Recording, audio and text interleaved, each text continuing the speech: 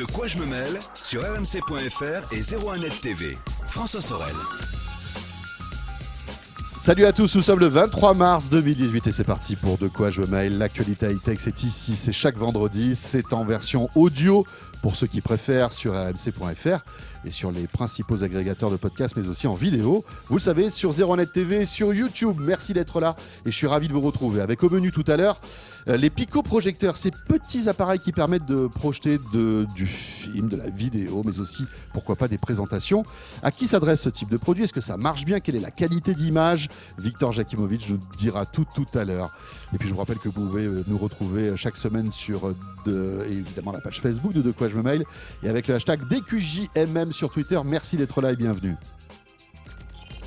De quoi je me mêle sur rmc.fr et 01net TV. Le club de la presse IT, Éric Le Bourlou, bonjour. Hello. Éric Le Bourlou, rédacteur en chef, vous le savez, de 01net. Et à ma droite, c'est Emmanuel Torrigano, le fondateur d'Electron Libre, qui est venu cette semaine nous voir et commenter l'actu avec deux grosses actus. Les télécoms, on va parler de SFR et de Salt dans un instant, qui est l'opérateur suisse qui a annoncé 2-3 trucs intéressants. Mais auparavant, Éric, on va revenir sur Facebook. C'est la tempête là pour Facebook. Mark Zuckerberg est obligé de faire une déclaration sur CNN, etc. Et sur sa propre page Facebook, comme il le fait de temps en temps. Bien sûr. Voilà, Facebook qui est dans la tourmente parce que des données personnelles ont circulé, on va dire de manière illégale. Enfin, pas tout à fait illégale, mais disons qui n'aurait pas dû circuler. En gros, c'est ça.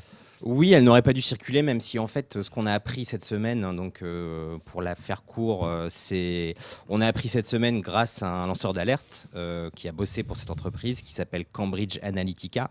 Ce qu'on a appris cette semaine, c'est que cette entreprise, Cambridge Analytica, avait profité d'une application que pas tant que ça de gens avaient téléchargé finalement. Je crois que c'était à peu près 300 000 personnes. Avaient profité d'une application qui était un test, une application de test qu'on a pu en voir depuis des années sur Facebook. Avait profité de cette application-là, en fait, qui avait été développée par un développeur, pour récupérer une quantité de données personnelles considérable sur non seulement les gens qui avaient téléchargé l'application, mais tous leurs amis. Ce qui fait au total 50 millions de personnes à peu près. Enfin, on n'a pas les chiffres exacts, mais à peu près 50 millions de personnes. Éric, rappelons comment ça fonctionne. C'est Facebook Connect, tout ça. Oui, c'est en fait ces applications. À partir du moment où on télécharge une appli aujourd'hui, vous l'avez vu, on vous demande de vous loguer soit avec un mail, soit par Facebook Connect. Voilà. Et à partir de là, quand on clique, on regarde pas souvent ce qui se passe, mais on vous... ces applications ont accès évidemment à certaines de vos infos personnelles, et c'est d'ailleurs tout comme ça que fonctionne Facebook, tout simplement. C'est-à-dire que leur plateforme permet à des tiers d'avoir accès, notamment à des publicitaires aussi, évidemment, à vos informations personnelles qui peuvent être... ça peut aller très loin, ça peut être simplement votre mail ou votre liste d'amis, mais ça peut être aussi des informations bien plus pertinentes et intéressantes sur vue, etc. Éventuellement vos opinions politiques, éventuellement ce que vous aimez, etc. Votre âge, enfin beaucoup d'informations personnelles. C'est indiqué avant de s'inscrire par Facebook Connect. On vous dit, ce profil récupérera telle donnée, telle donnée. Là, le truc, ce qui s'est passé, c'est qu'effectivement, ces données ont circulé. C'est-à-dire qu'en fait, Facebook avait autorisé cette application à un développeur. Ce développeur, on va dire, a revendu ces informations à une autre entreprise. Cette entreprise les a utilisées, ces informations, et notamment pour faire de la politique, ou en tout cas pour aider certains politiciens, notamment des politiciens qu'on connaît bien aujourd'hui, puisque Donald Trump, la campagne de Donald Trump, on a profité un petit peu, de façon assez courte quand même, ainsi que d'autres candidats républicains, dont Ted Cruz, qui a aussi utilisé les services de Cambridge Analytica. C'est vrai que ça provoque un scandale, parce que là, en fait, ça remue toute cette chose autour de Donald Trump, etc. Et le fait qu'en plus, cette entreprise a des ambitions très politiques, d'autant que... Souvent, on a accusé Facebook, alors à tort ou à raison, ça on ne saura peut-être jamais, mais que ça aurait facilité, en fait, accélérer l'élection de Donald Trump. Oui, alors aussi pour d'autres raisons, par le biais de ce qu'on appelle maintenant les fake news, par le biais de posts sponsorisés éventuellement qui pourraient remonter en fonction de votre profil personnel, en fonction de vos vos habitudes ou de vos préférences politiques. Mais là, en l'occurrence, c'est vrai que en fait, on est juste au cœur de ce que fait Facebook, c'est-à-dire commercialiser. Profiter de vos données personnelles pour C'est le modèle économique de Facebook, il faut le savoir. À partir du moment où on s'inscrit sur Facebook et à partir du moment où on partage des données, ces données ont de la valeur et Facebook s'en sert pour faire de l'argent, pour donner ces informations à des tiers ou alors pour faire de la publicité. Exactement, mais c'est vrai que autant ça on le savait, d'ailleurs Cambridge Analytica, c'est pas la première fois qu'on en parle, mais là ça a eu un impact assez exceptionnel parce qu'il y a eu effectivement plusieurs grands médias, notamment The Guardian, qui ont mis cette histoire en avant et qui ont montré que grâce à, on va dire, une simple appli toute bête, on pouvait faire du data mining via Facebook de façon très importante. Donc effectivement, c'est un petit peu la tempête. Mark Zuckerberg n'a pas fait un mea culpa, tout à fait. Il a tardé à réagir aussi. Oui, on moi, lui reproche un petit peu ça. Oui, il a tardé à réagir. Je pense que là, ils étaient en mode communication de crise, comment on réagit, qu'est-ce qu'on fait, etc. Et il a réagi un peu comme d'habitude, c'est-à-dire « Oh, désolé, nous ne le ferons plus ». Et puis, de toute façon, ces règles ont évolué déjà. Donc, ces données, ce qui est arrivé ne pourra plus arriver. Ils assurent qu'ils vont faire en sorte que effectivement ça n'arrivera plus et qu'ils vont analyser toutes les applis qui leur semblent un peu louches pour pouvoir essayer que cette chose n'arrive plus. Bon, après, moi, je demande à voir. Ça arrivera forcément.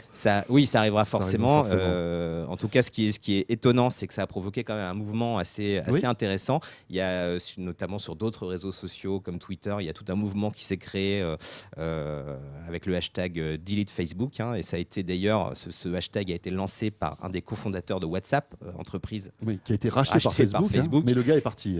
Lui, il est parti, certes, mais effectivement, il a quand même eu un sacré paquet de dollars grâce à Mark Zuckerberg, qui a lancé ce mouvement et qui effectivement fait un petit peu un carton sur les réseaux sociaux. Après, il y a l'intention et c'est vrai qu'aujourd'hui, se couper de Facebook, c'est pas si facile puisqu'on sait que ils ont une part importante de la messagerie en ligne. Ça serait intéressant de voir, Emmanuel, je ne sais pas ce que tu en penses, parce que la question qu'on peut se poser, que tout le monde se pose, qu'on a posée aussi à 01net, est-ce qu'il faut se désinscrire de Facebook? D'ailleurs, vous expliquez comment il faut faire. Oui, on a fait plusieurs articles pour expliquer comment récupérer ces données d'une part. C'est pas aussi évident. Non, et puis même si on se désinscrit de Facebook, ça veut pas dire. Alors déjà, supprimer complètement son compte Facebook est une chose assez compliquée. Ouais. En revanche, vous pouvez effectivement désactiver assez facilement votre compte, mais ça veut pas dire que vos données. Désactiver, ça veut pas dire effacer les données. Effacer les données, évidemment. Emmanuel, Facebook. Alors, c'est vrai que c'est tout à fait tentaculaire, comme le dit Eric, ça part dans tous les sens cette histoire. Il y a une dimension politique évidente parce que dès qu'on touche à Trump aux États-Unis ou même dans le reste du monde occidental, on va dire, c'est systématiquement sulfureux. Or, si on regarde bien ce qui s'est passé dans cette histoire-là, même si depuis, en effet, les conditions d'utilisation des données ont évolué, mais elles évoluent tout le temps. Ils rattrapent tout le temps des mots, des virgules. Vous avez systématiquement, quand vous êtes développeur, les CGU, là. Voilà, les fameuses CGU, vous avez à les signer régulièrement, de façon presque périodique, et personne ne les lit vraiment d'ailleurs. Mais ce qu'on sait en revanche, c'est que, en effet, le moment où ce développeur, donc d'origine russe, dont le nouveau nom est Spectre. Je déconne pas, c'est vrai. C'est assez amusant parce qu'il y a de l'ironie dans tout ça. Lui-même le dit d'ailleurs. Ouais. Il y a de l'ironie dans ça. Il le dit dans un mail qu'il a envoyé, qui a été publié depuis, je crois par le Guardian d'ailleurs. Il dit si j'avais été un espion russe, je serais certainement le plus stupide des espions russes, parce qu'en fait il s'est marié et son vrai nom c'est Spectre aujourd'hui, ce qui est quand même drôle. Bon, donc ce monsieur il travaille dans un domaine qui est un domaine qui se développe de plus en plus, la psychographie. La psychographie, c'est quoi? C'est l'espèce de passion américaine, vous l'avez déjà vu dans les séries, vous savez, quand ils font des tableaux où ils mettent des gens en relation, machin, ils adorent ça. Voilà, Homeland est un grand cas typique, ils font ça sans arrêt. Et donc, ils le font aussi aujourd'hui pour des raisons... d'études psychologiques. En tout cas, c'est comme ça qu'il se présentait. Donc, il récupère 270 000 types qui acceptent de dire « Ok, je vais remplir ton profil sur ton application ». Si vous regardez l'application, elle est quand même relativement complète. On vous demande plein de choses dessus, vos opinions politiques, tout ça quand même. Enfin, les gens qui le font... ils le font pas sans le savoir. Ils le font pas sans le savoir quand même, parce que c'est relativement suffisamment complet pour se dire « Mais est-ce que je vais le faire ou pas ?» Je donne vraiment des informations. Mais avec une carotte qui est de dire « Ça va vous donner votre profil psychologique ». Alors, comme toujours dans ces histoires-là, sûr. évidemment, entre le mobile de l'application et la réalité de son utilisation, il y a toujours un champ très libre, mais que, comme tu disais, permet Facebook d'une certaine manière. Sauf qu'après, le monsieur, ce qu'il fait, pourquoi il récupère 50 millions de profils? Alors là, beaucoup moins bien renseignés que les 270 000. C'est toujours le même problème avec le big data. Vous avez un volume de saloperies dedans, pour dire les choses clairement. D'ailleurs, il le dit lui-même toujours dans ce mail. Il explique à un moment que, en fait, la pertinence pour faire ce qu'on appelle du micro-ciblage, parce qu'en fait, c'est ce que voulait faire Cambridge Analytica, c'est de faire du micro-ciblage pour les campagnes publicitaires, parce que c'est ce qui a marché pour Obama. Vous vous rappelez, on disait que la campagne Obama, c'était formidable, mais la campagne Obama, c'était exactement ça. Oui, mais c'était formidable, mais c'était Obama, il est de gauche, attention. Puis en plus, il est... Enfin bon. Et donc, dans cette histoire, forcément, c'est le mari de Michelle Obama, c'est ce que je voulais dire. Mais bien sûr, bon. oui, et tout donc, à fait. dans cette histoire, il récupère ces données via donc un prétexte un peu farfelu, on est tous d'accord là-dessus, mais combien d'applications ont des prétextes farfelus sur Facebook? C'est même le but de Facebook, c'est d'avoir des applications un peu farfelues. On accuse Facebook à tort finalement. Non, parce que ce qui va changer, c'est que en fait, il va demander le changement de catégorie de son application. C'est-à-dire qu'après être parti d'une application de research, ça existe, il veut demander il demande à Facebook à ce que ça soit une application de commerce, parce que il est contacté par Cambridge Analytica, en tout cas c'est ce qu'il dit, pour l'utilisation de ces données. Et donc, il change la rubrique de son application et Facebook accepte. C'est là où Facebook est coupable. En tout cas, complice. Oui, parce que histoire. les données récoltées n'étaient valables que pour une catégorie. Une application de ce qu'on ça. devait en faire. Et là, elles deviennent commerciales. Et là, à ce moment-là, on rentre dans le grand bain de Facebook, qui est, vous avez le droit, c'est marqué dans les CGV, c'est fait pour ça, vous avez le droit de vendre ces données. Alors, vendre les données, ça ne veut pas dire non plus exactement ça. Ça peut être la vente à l'accès de la donnée. C'est pas, pour dire à nos téléspectateurs, c'est pas une clé USB qu'on copie, puis on le donne aux autres, on vous le copie. C'est pas la même chose. Ce sont des données anonymes ou non. pas? D'accord, c'est-à-dire que par exemple... Mais elles sont anonymes. Si vous mettez que votre profil Facebook, c'est ourson blanc, il y a marqué ourson blanc, il aime bien la droite et le chocolat. Vous voyez, c'est ça la difficulté des datas. Après, il y en a dans lequel il y a vraiment marqué François Sorel, pour dire les choses autrement. Donc c'est toujours un peu compliqué ce genre d'explication. Après, donc, je finis, c'est tentaculaire. L'autre point, en fait, sur lequel Zuckerberg, parce que maintenant c'est Zuckerberg qui est au centre de cette histoire, il a perdu de l'argent en bourse, ça a descendu, vous vous rappelez, parce que les gens, ils sont très méchants. Et l'autre truc, c'est quand même que Mark, il voulait être président. Et c'est là où l'affaire prend évidemment un tour un peu cocasse. C'est-à-dire que tout d'un coup, l'un des espoirs du Parti démocrate, parce que Zuckerberg, il n'allait pas se présenter chez les Républicains, Zuckerberg, qui donc peut-être pouvait être là pour les prochaines élections, je ne sais plus combien c'est, 2022 ou un truc comme ça. Il a encore le temps, non, de se racheter une... Et oui, mais quand même, là, il rentre un peu dans le grand bain. Il rentre un peu dans le grand bain. Et dans le grand bain, il se prend un headshot en étant à coquiner avec, les Russes, qui sont quand même des méchants soviétiques bolcheviques, faut bien se rappeler, pour un Américain, c'est à peu près ce niveau-là. Surtout s'il s'appelle Spectre. Surtout s'il s'appelle Spectre aujourd'hui. Et 2, avec Donald Trump. Alors là, Donald Trump, c'est le Ku Klux Klan et tout ce que vous voulez. Eric, donc il a un vrai problème. Il a un vrai problème personnel. Tu y crois, toi, cette histoire? Zuckerberg veut devenir président de la République? Effectivement, en fait, c'est une histoire qui a monté en puissance l'année dernière. Parce que il a même fait une tournée, je crois. Oui, c'était son défi de l'année dernière. Parce que chaque année, il se met un défi. Voilà. Et cette année, son défi, c'est d'ailleurs de réparer Facebook. C'est ce qu'il a dit cette année. Bon, là, c'est mal barré, du coup, parce que là, effectivement, c'est d'où ces mesures précédentes sur les changements d'algorithmes, etc., pour favoriser les posts des amis. Mais l'année dernière, effectivement, il s'était mis en tête de faire le tour des États-Unis pour rencontrer les Américains. Et c'était ça aussi qui avait lancé effectivement, cette idée qui pourrait un jour se présenter, même si lui a démenti. Il a démenti à plusieurs reprises. Il a dit qu'il ne faisait pas ça pour rentrer en politique. Bon, après, on ne sait jamais. Effectivement, on se dit toujours que... S'il voit que les signaux sont plutôt positifs.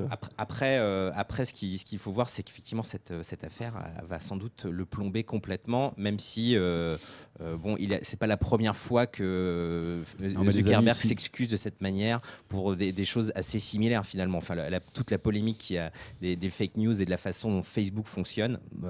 On a eu le droit au même. Et c'est d'ailleurs pour ça qu'il s'est dit qu'il allait fixer Facebook cette année. On a eu droit au même genre de grande interview sur un grand média américain, puis d'un post sur son profil pour dire « je suis désolé, on le refera plus », etc. Même s'il n'a pas vraiment dit « je suis désolé », il a dit « on le refera plus, vous inquiétez pas, vos données sont en sécurité ».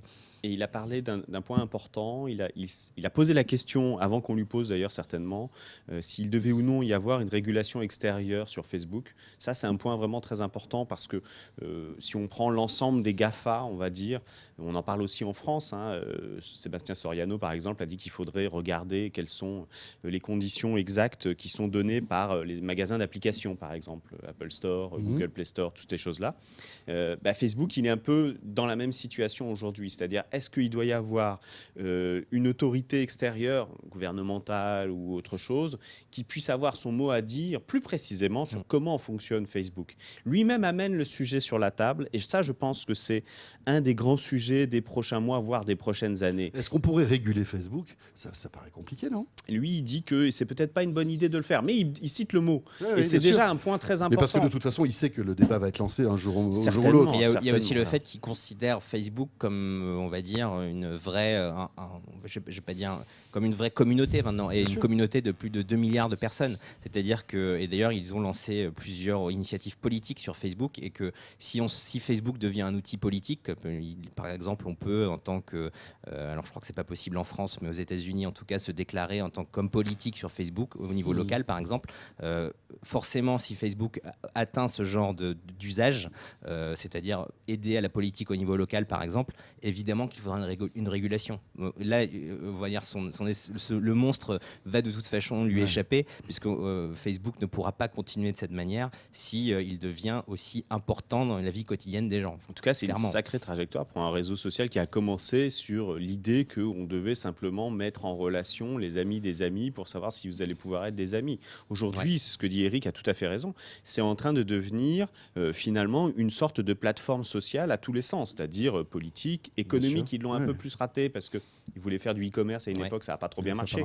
Mais sociétal, c'est vrai, c'est une espèce de modèle virtuel, sociétal très important. Donc peut-être qu'en effet, il faudra un jour accepter pour ces géants-là, et il n'est pas le seul dans cette histoire, qu'il y ait en effet une régulation quelque part. C'est-à-dire que le politique légitime, celui qui est élu, le gouvernement, se dise, eh bien finalement, ça, vous n'avez pas le droit. Mais comment réguler un service qui est international ?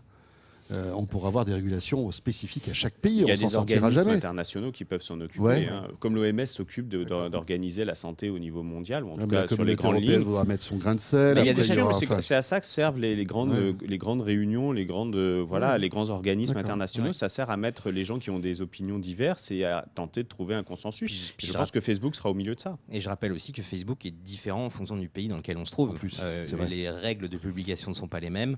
Et effectivement, même si le site est global, à l'échelon local, il y a des différences assez importantes parfois entre on va dire, ce qu'on peut publier sur Facebook et ce qu'on ne peut pas faire sur Facebook. Juste pour finir là-dessus, moi j'avais le point important pour moi dans cette histoire, c'est est-ce que ça vaut la peine ?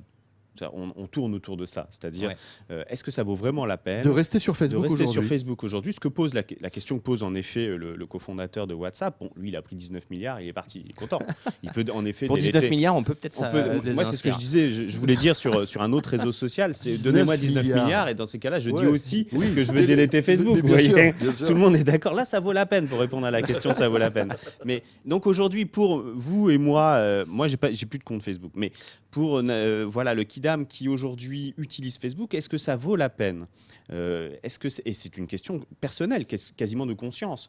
Est-ce que vous êtes d'accord pour vous dire que l'ensemble de votre activité sur ce réseau puisse être vendue non pas simplement à Coca-Cola et Nike, ce qui peut avoir un intérêt, parce que oui, si je suis passionné par les Nike, par les sneakers, Oui, si j'ai envie de j'arrive à savoir avoir- ce qu'il bien en sûr, est. bien sûr. Mais par exemple, est-ce que ça vaut la peine de se dire que c'est récupéré par des firmes qui font totalement autre chose, c'est-à-dire en effet la dimension politique et sociale de Facebook? Ça, c'est une vraie question presque de conscience personnelle.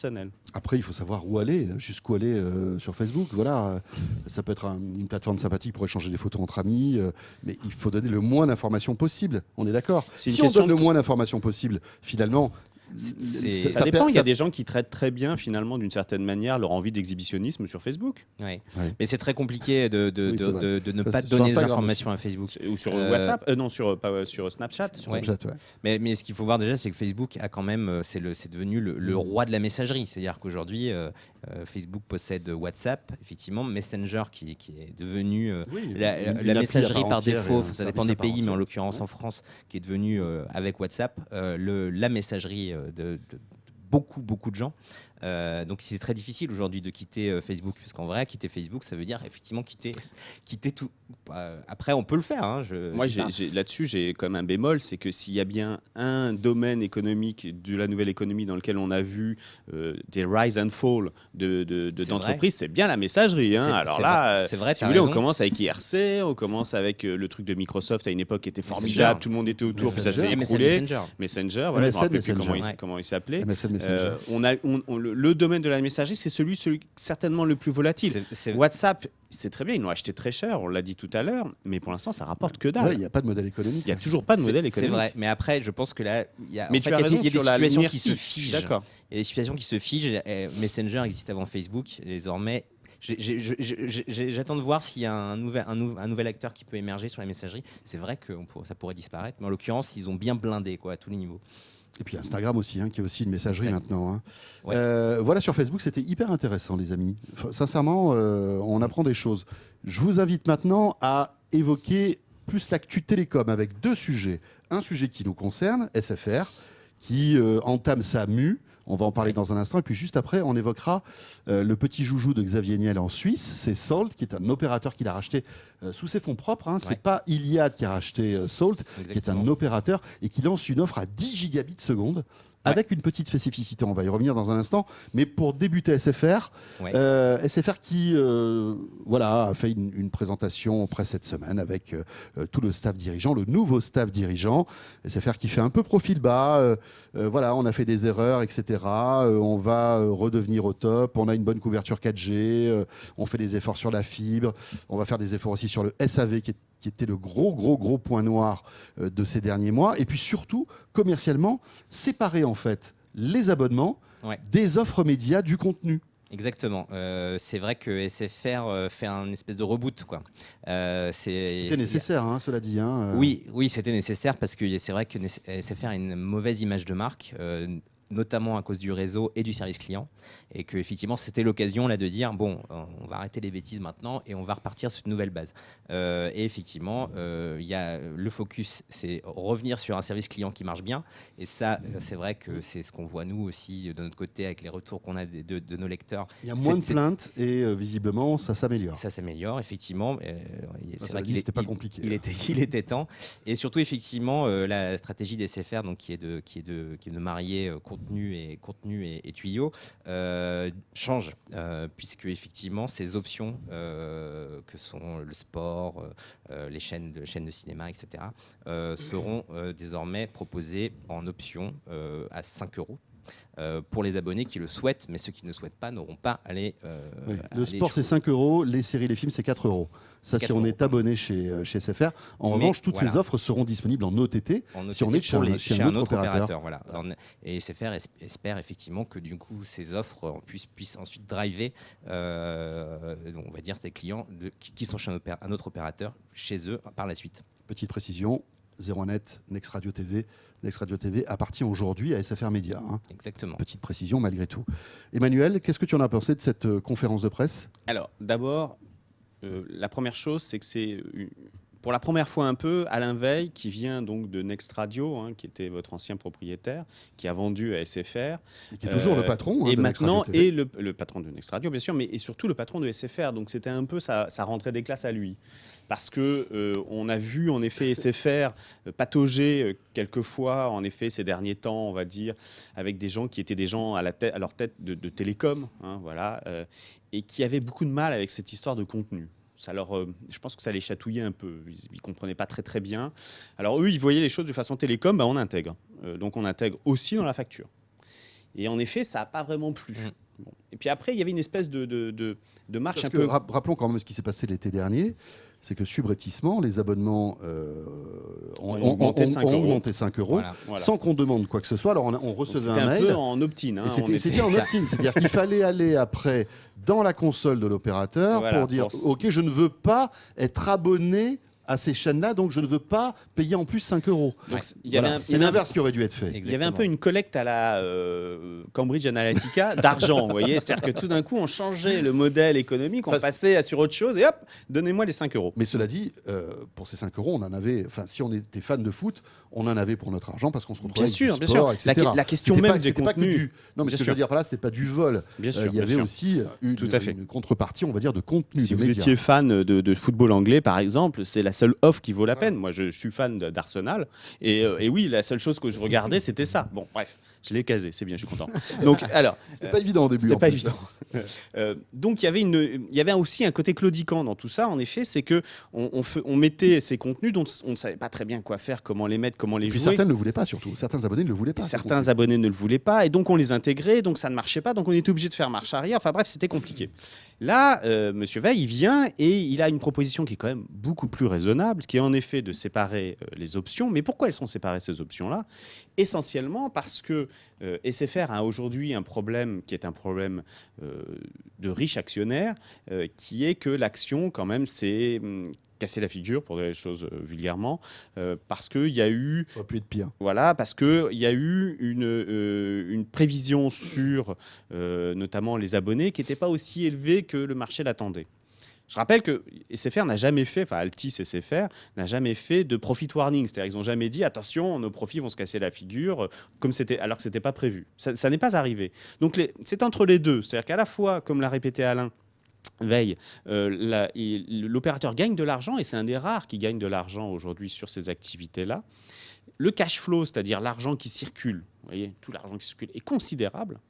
Mais il y a un problème vis-à-vis des clients Puis, qu'il faut résoudre. Il y a un lourd endettement. en Et il y a plus. un lourd Il y a endettement. 15 mais milliards qui de est un- dettes pour Bien SFR. sûr, mais hein. qui est un endettement de holding, c'est-à-dire voilà, les opérateurs de télécom, ça crache tellement d'argent, pour parler encore une fois un peu comme ça, que ça peut s'endetter essentiellement. Rappelez-vous, Orange a été endetté à plus de 50 milliards à une époque.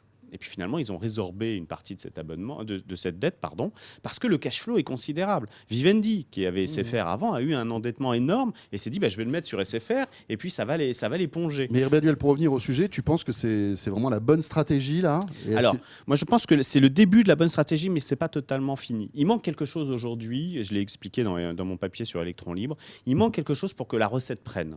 C'est-à-dire que là, on est dans la mise en place de l'infrastructure économique et financière, et ça tient la route. C'est-à-dire vous avez une entité qui va s'occuper des contenus, qui s'appelle SFR Pay TV, et vous avez des entités qui vont s'occuper ensuite des infrastructures mobiles et fixes. C'est logique. C'est beaucoup plus logique parce que ça redonne à la fois de la latitude et en même temps de la stratégie à cette fameuse option, enfin ces fameux contenus qui sont Mais intégrés qu'est-ce qui dedans. manque à ton avis?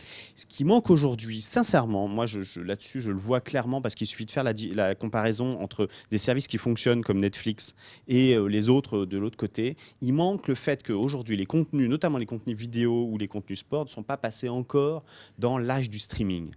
Et ils le voient bien avec l'OTT, puisqu'ils le disent, on va faire de l'OTT. Oui, mais il faut aller plus loin. C'est-à-dire que la vraie histoire dans tout ce truc-là, c'est ce qu'on va voir avec Salt plus tard, c'est qu'on est en train réellement de basculer, et rapidement, on est vraiment en train de basculer dans un monde du streaming, aussi sur les contenus audiovisuels. Ça s'est fait sur la musique, c'est en train de se faire sur les contenus audiovisuels. Et donc, on ne peut plus réagir comme étant un opérateur qui fait des chaînes de télé avec des options OTT. C'est l'inverse. Demain, et demain c'est vraiment très tôt, ça sera essentiellement de l'OTT, donc du service aux abonnés, et peut-être quelques chaînes pour ceux qui garderont encore une manière à l'ancienne de consommer des contenus. Et ça, ce basculement-là, il n'est pas encore fait, mais SFR n'est qu'un cas parmi d'autres. Canal+ n'a pas fait ce basculement non plus. Même s'ils tentent de le faire, ils ne l'ont pas fait. Et c'est un vrai problème. Je rappelle que Netflix, aujourd'hui en France, c'est 2,5 millions d'abonnés. Oui, mais 2,5 millions le d'abonnés. sport, tu peux pas. Enfin, la grosse force de Netflix, c'est qu'il n'y a pas de programme en direct. Enfin, je crois aux États-Unis, il y en a, mais pas en France. Ça, c'est un match de foot, Arsenal, si tu l'as vu 2 jours après qu'il ait été diffusé, tu vas être un peu énervé parce qu'on va te spoiler, etc. Je suis d'accord avec. C'est différent. Enfin, je veux dire, le sport et l'actu d'une manière générale. Je suis d'accord avec toi. Le sport et l'actu, qui sont donc des programmes de flux qu'on a en direct là, ça pose un problème. Mais ça, c'est du marketing. C'est-à-dire, c'est la façon dont vous allez les annoncer à tous vos abonnés, y compris vos abonnés OTT. Mais l'immense là où se fait aujourd'hui le streaming et là où se fait l'argent sur le streaming, c'est le film et la série, surtout la série. Et ça, on voit bien encore, même Orange avec OCS par exemple, n'a pas complètement basculé dans ce monde-là. Il y a toujours cette partie linéaire qui est là. Il y a toujours cette partie. Ouais. Et si on était finalement une espèce de chaîne avec un service à côté, alors que c'est l'inverse. Aujourd'hui, on devrait être, en tout cas, excusez-moi de donner des leçons à tous ces gens qui gagnent bien plus cher que moi, mais ça fait rien. L'idée aujourd'hui, et on le voit, je répète, Netflix qui fait ça, qui à lui est un peu service first pour parler marketing, ils ont gagné plus d'1 million d'abonnés en un an en France. Dans l'histoire de la télévision en France, ça n'est jamais arrivé. Canal+, à sa grande époque, faisait 400 000, 500 000 abonnés par an. Ils ont fait plus d'1 million en une seule fois. Schlouck. Mais est-ce que tu crois C'est que très c'est impressionnant. jouable pour des acteurs comme ça qui sont quand même d'une taille moins importante et moins agile que des gens comme Netflix ou YouTube? Tu peux pas comparer Je l'investissement. ne pense pas que ça soit une question Netflix, de c'est taille. 7 milliards d'investissement dans les contenus. Oui, et c'est chaque une ligne année. de 17 milliards ouvrables. C'est-à-dire qu'ils peuvent mettre Amazon 17 milliards aussi. Ils s'ils peuvent mettre veulent. 17 milliards. S'ils Je veux veulent, dire, qu'on parle des SFR, Orange ou Canal+. Ils ont cette surface-là. Il faut arrêter. Non, Et ils ont pas Orange, cet c'est argent-là. 50 milliards de chiffre d'affaires. Non, mais d'accord, mais Canal+ va mettre 1 milliard sur mais la là- table chaque année sur les programmes. Pas plus. Canal+, c'est fini. Je veux pas leur... Excusez-moi, mais Canal+, Voilà. c'est terminé. On le sait. Aujourd'hui, Voilà, donc, Canal+, joue... Non, Écoutez, mais... vous faites ce que vous voulez. Si vous êtes abonné à Canal, je suis désolé, mais bon. Bientôt... Non, mais sans être péremptoire sur cette question, Canal+, Canal+, joue en seconde division. Non, mais Voilà. le modèle de Vous Canal+ voyez ce que vous voulez. d'aujourd'hui, je suis d'accord. Et la chaîne même, elle joue en seconde division aujourd'hui. Parce que comme tu l'as dit, en effet, Netflix, ça investit 7 milliards dans le monde. Attention, Amazon rapporté aussi. à la France, c'est un peu autre chose. Si vous faites comparativement, Mais tous les contenus TF1 sont doublés en investit français. beaucoup plus. Oui, d'accord. Mais Enfin, je veux dire, c'est 7 milliards de contenus qui sont disponibles en France. bien sûr, mais reprenons les choses de façon raisonnable. Canal+ investit aujourd'hui plus dans la création en France que Netflix investit en France. Donc aujourd'hui, c'est Canal+ qui est plus fort que Netflix dans l'investissement. Sauf que le problème, c'est toujours le même problème, on est dans le porte-avions culturel américain. C'est vrai que les gens, si vous leur laissez le choix, c'est-à-dire si vous supprimez les quotas, ils regardent des trucs américains. Et pas qu'américain sur Netflix, parce que sur Il y a des Netflix, trucs a espagnols des qui prods sont globales excellents, qui sont géniales. Qui Qui sont sont géniales, Papel, bien c'est sûr. Il y a génial, Narcos etc. qui est même français d'une Bien sûr. certaine manière, mais l'ensemble du marketing se fait quand même autour de marques fortes qui sont Stranger Things, qui sont House of Cards, même si House of Cards ça vient d'une idée anglaise. Mais enfin tout ça quand même, ça reste. Ça va gicler là. Ça, avec, oui, ce qui là, est arrivé, c'est plus compliqué, mais enfin ils ont fait leur croissance là-dessus. Non, mais juste pour, je veux pas dénigrer Canal+. Canal+ joue en seconde division parce qu'ils n'ont plus les moyens, c'est clair. Mais ceux qui ont les moyens aujourd'hui, c'est les opérateurs de télécom. Ce que disait Eric, par contre, est vrai. C'est pas forcément une histoire de surface financière, enfin en tout cas pas pour moi. C'est une question d'agilité. Et c'est-à-dire que, en gros, comment est-ce qu'une boîte comme Apple, qui fait 285 milliards de chiffre d'affaires par an, continue à être agile? Eh ben, c'est cette question-là que ces gros opérateurs aujourd'hui qui veulent intégrer du contenu et des télécoms doivent se poser. Comment est-ce que je peux être encore aussi agile que des grosses boîtes américaines? Que Google gagne 180 milliards par an et pourtant ça reste une start-up d'une agilité incroyable.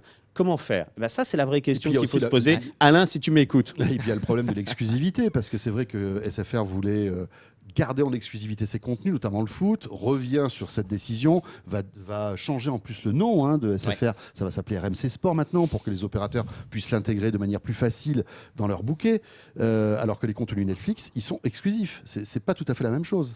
Oui, tout à fait. C'est la question. C'est pour ça que je dis que d'une certaine manière, tout ça claudique un peu. C'est tiède. Ça claudique un peu parce que cette fameuse stratégie OTT qui devrait être première, on ne sait plus très bien comment la mettre en place. Et en plus, en effet, on se dit que tiens, si Bouygues et Orange ils voudraient acheter notre foot, ça serait quand même super simple parce qu'on l'a coûté ça nous a coûté très cher. On enchaîne avec Salt. Ouais. Salt, donc cet opérateur qui a été racheté par Xavier Niel il y a je ne sais plus combien de temps. Si je ne m'abuse, qui appartenait à Orange avant Qui d'ailleurs. appartenait à Orange, Ouais. voilà. Alors c'est pas chez nous, hein, c'est en Suisse. Oui. Et ils ont une offre assez étonnante que Salt vient de dévoiler. Oui, c'est très étonnant pour deux raisons. Déjà, c'est une première mondiale pour ça. C'est la première offre fibre à 10 gigabits par seconde. Donc 10 Et gigabits symétrique, je crois, en plus. symétrique. 10 gigabits Ouais. seconde symétrique. Donc c'est vrai qu'on n'a pas encore tout à fait ça en France. À Déjà, noter qu'en France, on est au maxi à 1 gigabit. on est au maxi à 1 gigabit. Voilà. Ouais. Il Et y a des c'est tests. sûrement et pas symétrique. Hein. c'est sûrement pas symétrique, non. Mais on arrive plutôt à du 200, 300 Voilà. en upload. C'est chez Free, je crois, qu'on Voilà. a 200 Ouais, c'est ce en que j'ai, FTTH, moi. mais peut-être chez Orange aussi, je pense. Oui. Ils sont à un Mais giga en tout aussi. cas, c'est vrai que ça dépote bien. Alors, il y a des opérateurs qui testent le 10 gigabits par seconde en France, mais pour l'instant, on n'en a pas.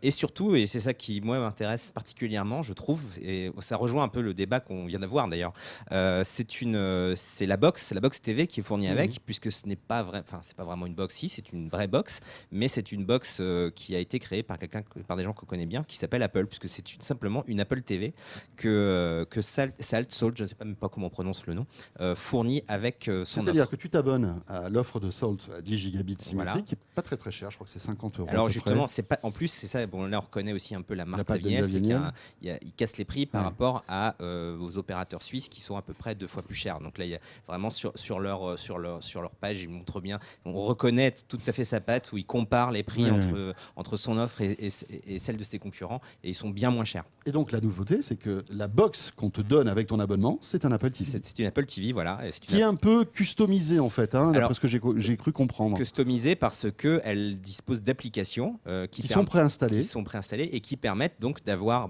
par exemple, ces chaînes de télé. Donc depuis une appli Apple TV, on a tout simplement accès à toutes ces chaînes de télé, toutes les chaînes de télé qu'on veut, et au replay, etc., etc. Donc finalement, la box c'est Apple qui l'a conçue, donc elle est plutôt pas mal d'un point de vue ergonomique.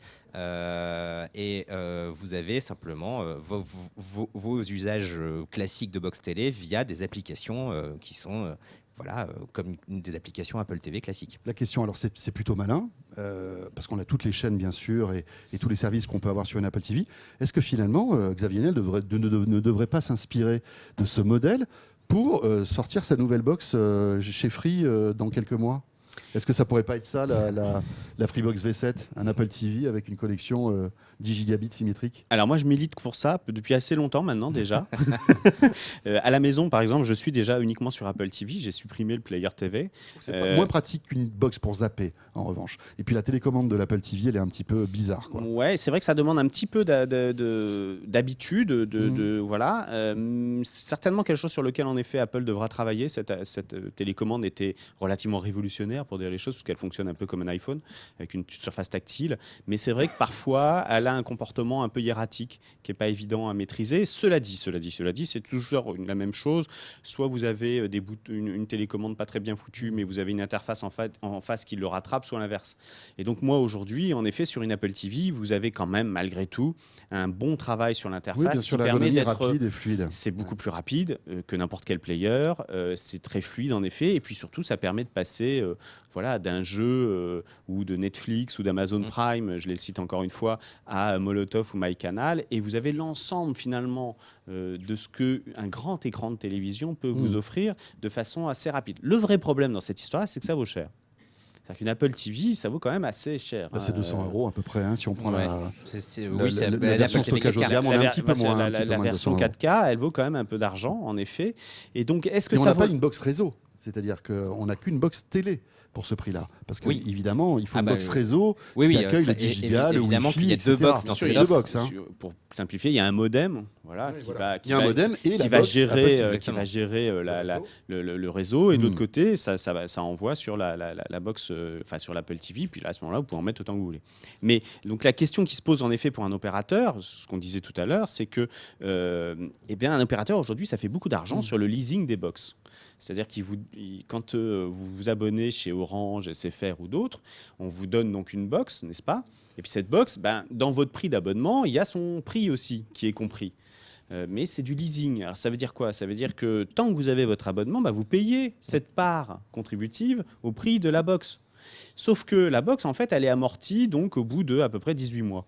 Eh bien, au bout de 18 mois, donc, pour l'opérateur, l'argent que vous payez pour cette box, c'est tout bénef. Est-ce qu'on doit à ce moment-là se dire, pour un opérateur, finalement, j'abandonne cette part-là au profit d'une utilisation plus moderne de l'écran de télévision, c'est-à-dire au profit quand même d'une valeur qui n'est pas forcément celle que je vais moi toucher, mais plutôt celle des applications, voire même d'Apple. Oui, c'est ça. Donc il faut quand même se poser cette question-là d'un point de vue industriel. Alors après, moi, je parle pas d'un point de vue opérateur, mais je pense que de toute façon, on y viendra. Quoi qu'il arrive, la box est amenée à disparaître, puisque aujourd'hui, c'est aussi beaucoup de recherche et développement. Finalement, si on veut une interface correcte, comment lutter contre Apple en matière d'ergonomie, ou de Google, parce que là on parle d'Apple, mais il pourrait très bien avoir une box sous Android TV ou alors ce qui est déjà le cas. La Freebox Mini 4K, même si apparemment ce n'est pas vraiment une réussite. C'était pas le meilleur choix, visiblement. Non, mais effectivement, maintenant il y a Amazon propose le Fire TV. Mais comment lutter pour quelqu'un qui veut faire une ergonomie géniale, ou même par rapport aux fabricants de Smart TV comme LG ou Samsung qui ont aussi des interfaces qui marchent très très bien. Ça va être très compliqué. Emmanuel, en 15 secondes s'il te plaît, la nouvelle Freebox, ça sera un Apple TV à ton avis en France? 15 secondes. La nouvelle Freebox, elle reprendra certainement en effet l'idée même de l'Apple TV. Maintenant, est-ce qu'elle sera suffisamment ouverte et libre pour pouvoir fonctionner mieux avec une Apple TV que sans? C'est-à-dire, est-ce que ça sera en effet une espèce de station avec du cloud qui fera descendre des applications et qui sera au mieux utilisée par une Apple TV? C'est bien possible. Messieurs, merci. Merci Eric Le Bourlou et merci Emmanuel Torregrosso. Vous restez avec nous, la suite de quoi je me mêle. Dans un instant, on parle des pico-projecteurs avec Victor Jakimovic. De quoi je me mêle sur rmc.fr et 01net TV.